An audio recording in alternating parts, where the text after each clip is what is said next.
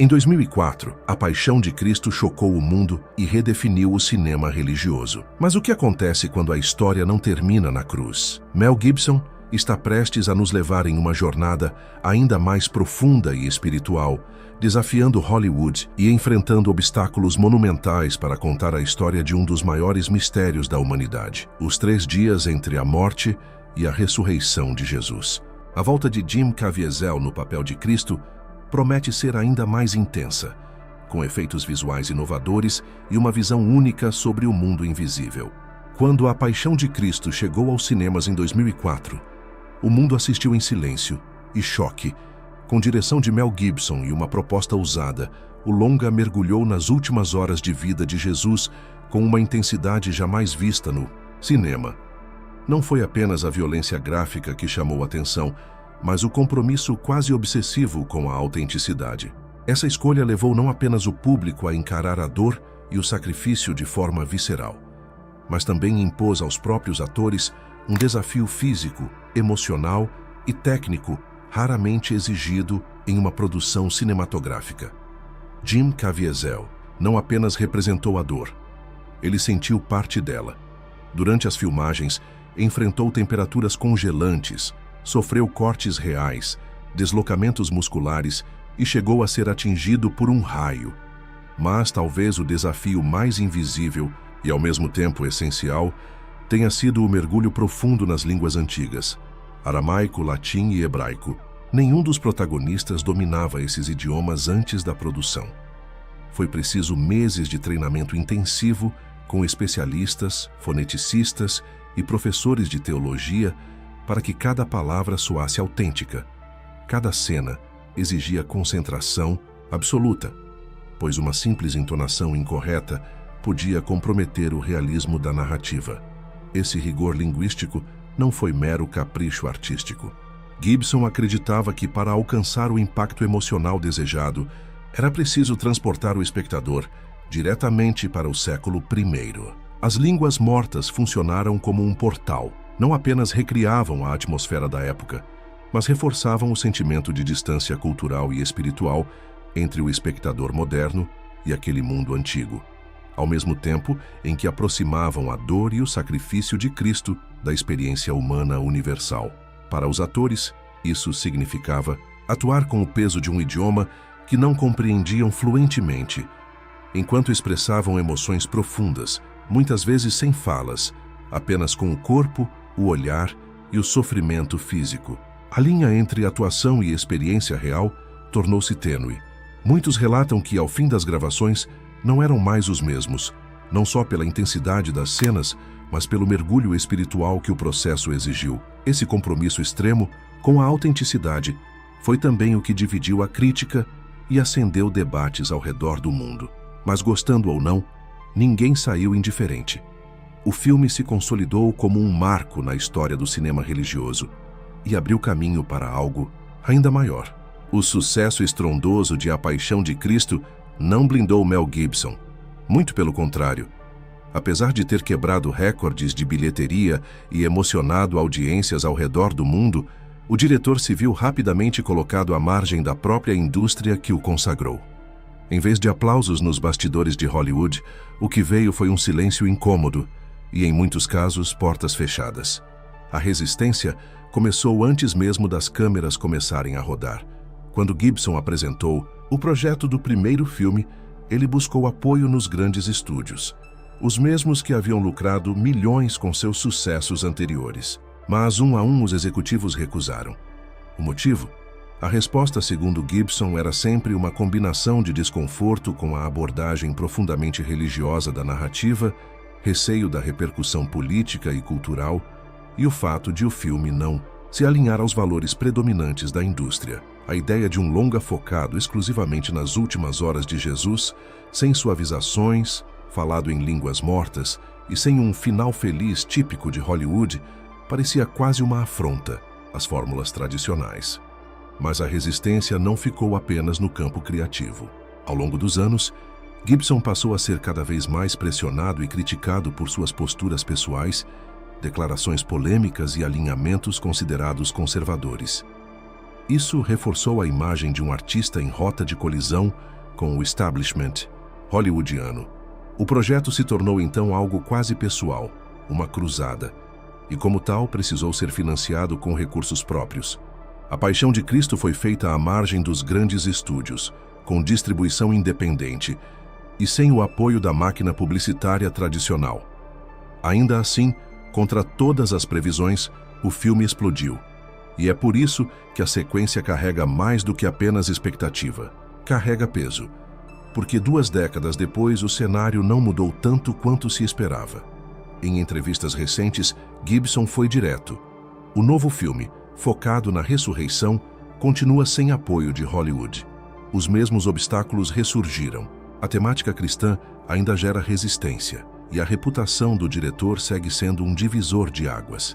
Mesmo assim, ele não recua. Essa história precisa ser contada, afirmou com convicção. E será. A produção de A Paixão de Cristo 2. A ressurreição será mais uma vez independente, com filmagens programadas para acontecer nos lendários estúdios Cinecittà, em Roma. Este local, com sua atmosfera histórica e simbolismo profundo, não poderia ser mais adequado para abrigar o próximo capítulo dessa saga monumental. Se o primeiro filme nos levou aos momentos finais da cruz, agora, a jornada mergulha em território ainda mais misterioso e talvez ainda mais desafiador. Os 3 dias entre a morte e a ressurreição de Jesus. Um espaço carregado de mistério, onde o que aconteceu entre o fim de um ciclo e o início do outro se tornará o centro da narrativa.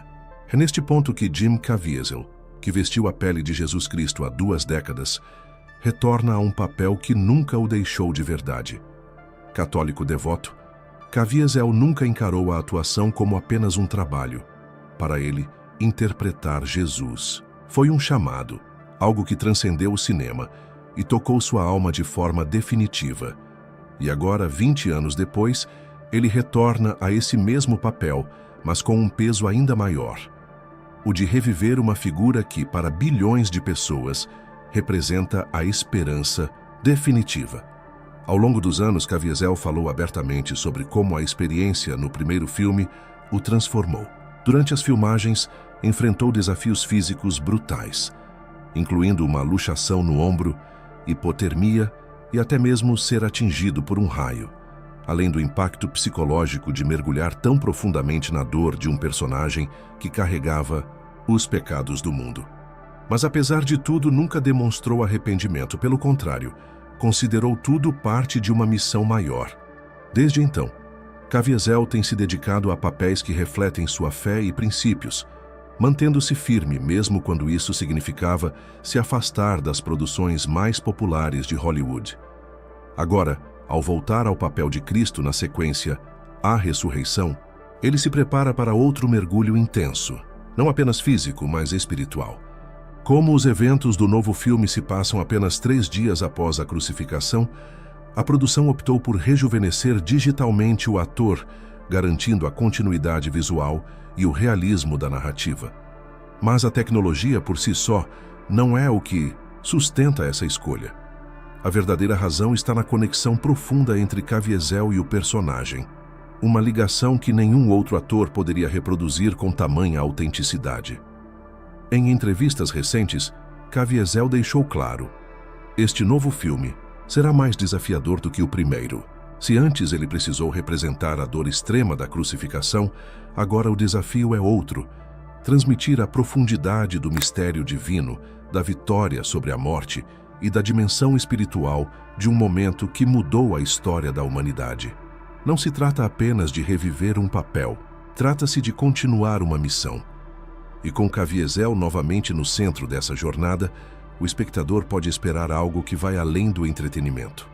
O que vem a seguir é uma imersão intensa em uma realidade que transcende o visível. Porque, se a cruz representou o sacrifício, a ressurreição representará o poder. E é isso que começamos a desvendar a partir de agora. Poucos períodos da narrativa bíblica são tão carregados de mistério quanto os 3 dias entre a crucificação e a ressurreição de Jesus. O silêncio das Escrituras sobre esse intervalo não é um vazio, é um convite à contemplação, à busca. a interpretação. Se na superfície o corpo de Cristo repousava no túmulo, no invisível algo muito maior parecia estar acontecendo. Algo que transcende o tempo, o espaço e a lógica humana.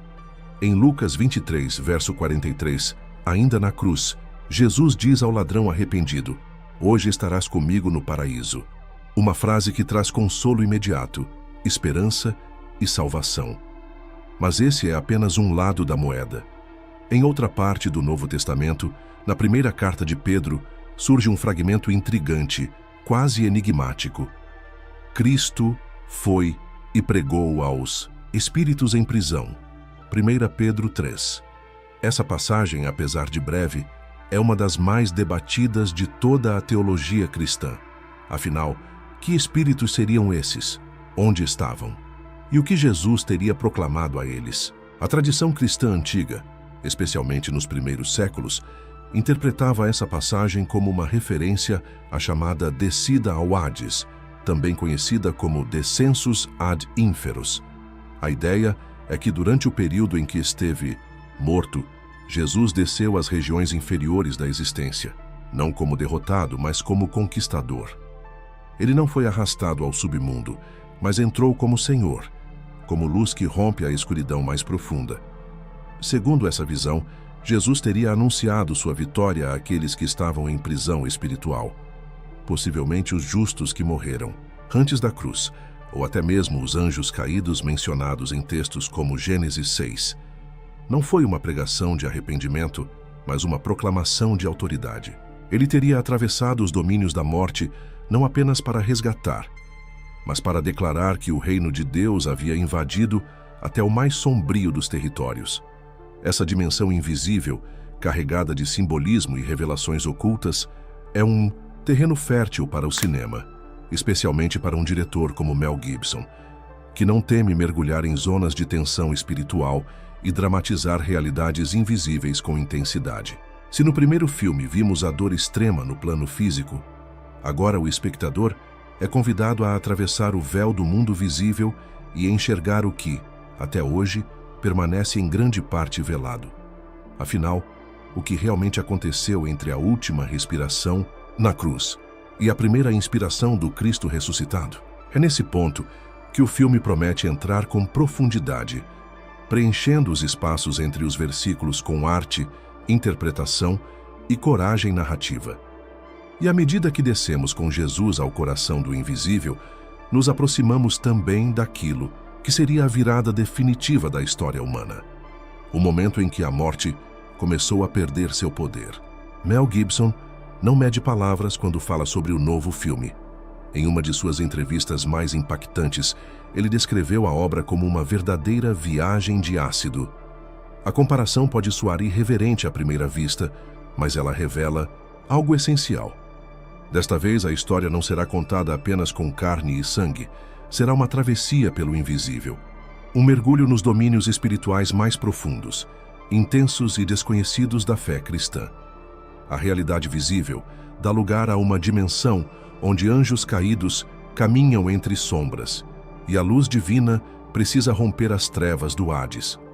Essa transição, de um drama terreno para uma epopeia espiritual, exige mais do que apenas efeitos visuais. Exige visão. E Mel Gibson parece disposto a ir até onde for necessário para traduzir em imagens o que os olhos humanos não podem ver. A promessa é de cenas que explorem a queda dos anjos, os reinos celestiais, confrontos entre potestades espirituais que até vislumbres do julgamento final. Algo entre o simbolismo místico do Apocalipse e o peso sombrio do Antigo Testamento. Um cinema que ultrapassa a superfície e toca naquilo que o ser humano intui, mas não compreende completamente. Mas como criar algo tão grandioso sem o suporte dos grandes estúdios? Como transformar doutrinas invisíveis em imagens com impacto global, com liberdade criativa, mas sem o orçamento das megaproduções hollywoodianas? A resposta de Gibson está na sua obstinação.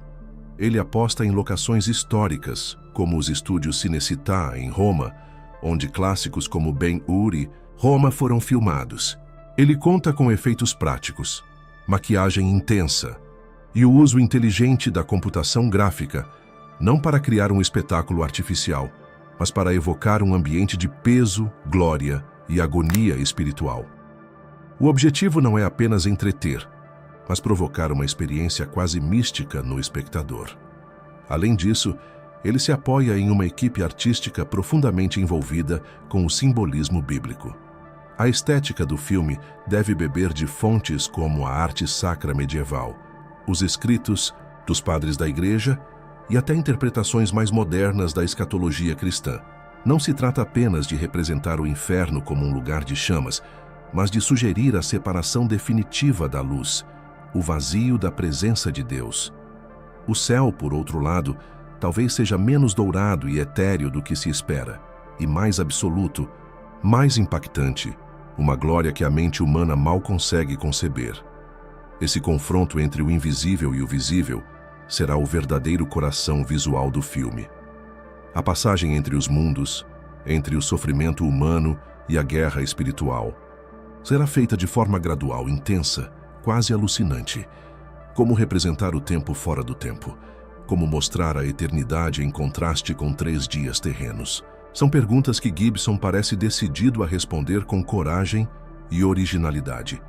E é justamente nessa ousadia que o filme pode encontrar sua força. Porque não se trata apenas de recontar um evento histórico, mas de oferecer uma visão, uma janela para o que pode ter acontecido nos bastidores espirituais do maior momento da fé cristã. E à medida que nos aproximamos do clímax dessa jornada invisível, o que resta saber é: o que exatamente veremos quando a pedra do túmulo for removida? O ponto culminante da história cristã, e portanto do filme, será a ressurreição de Jesus.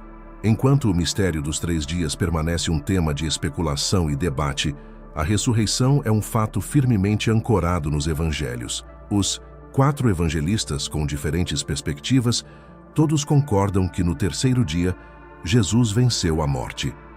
Para os cristãos, isso não é apenas um evento histórico, é o alicerce sobre o qual toda a fé é construída.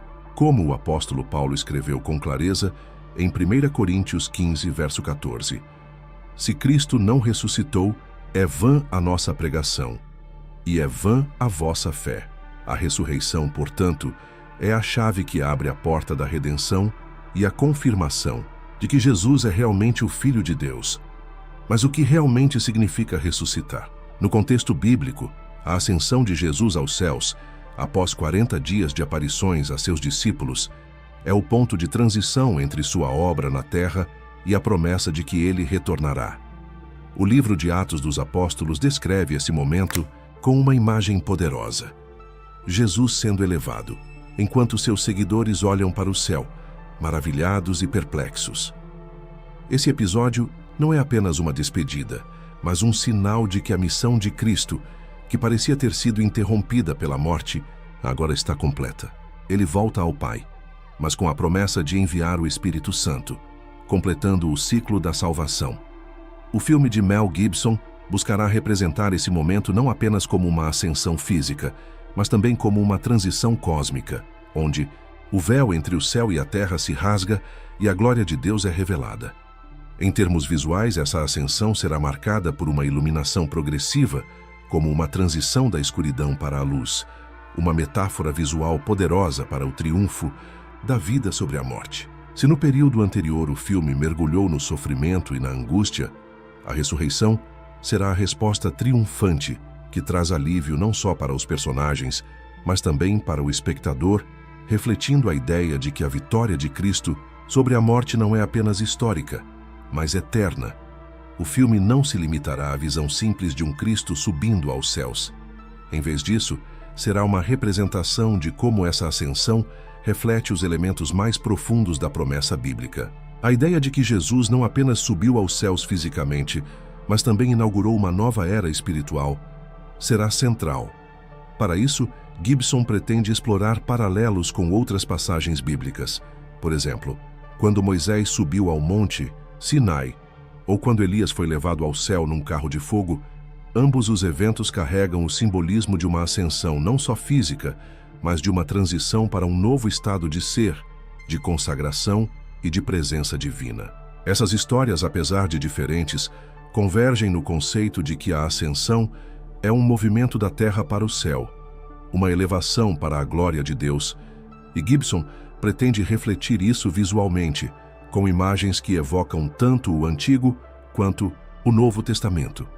Ao representar a ressurreição e a ascensão, o desafio do filme será justamente capturar o impacto espiritual dessa transformação.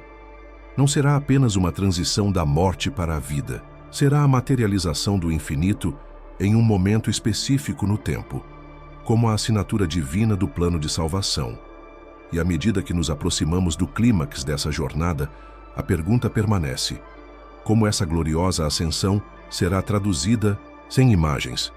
Como um filme, mesmo com recursos limitados, pode capturar a grandeza do evento que define a fé de bilhões de pessoas? O retorno de A Paixão de Cristo 2, A Ressurreição, traz uma série de expectativas emocionais e comerciais, com a promessa de um espetáculo técnico que vai além dos limites da tecnologia cinematográfica.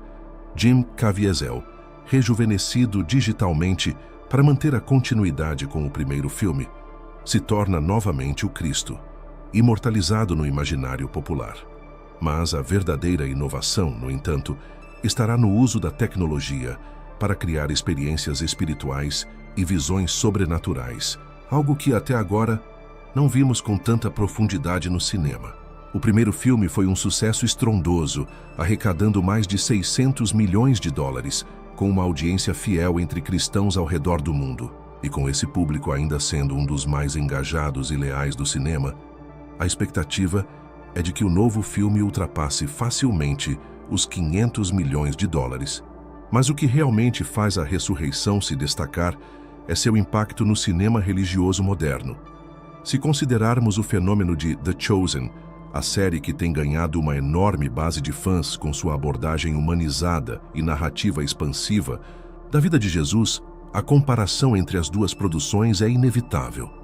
Enquanto The Chosen focou no desenvolvimento de personagens ao longo de várias temporadas, explorando de maneira mais gradual as complexidades da vida de Cristo, a Ressurreição se concentrará em um evento específico, a ressurreição, que será tratado com uma escala épica e com um impacto visual profundo. A série se destaca por sua abordagem intimista e acessível, enquanto o filme de Mel Gibson visa um impacto global com uma grandiosidade que é própria do cinema épico.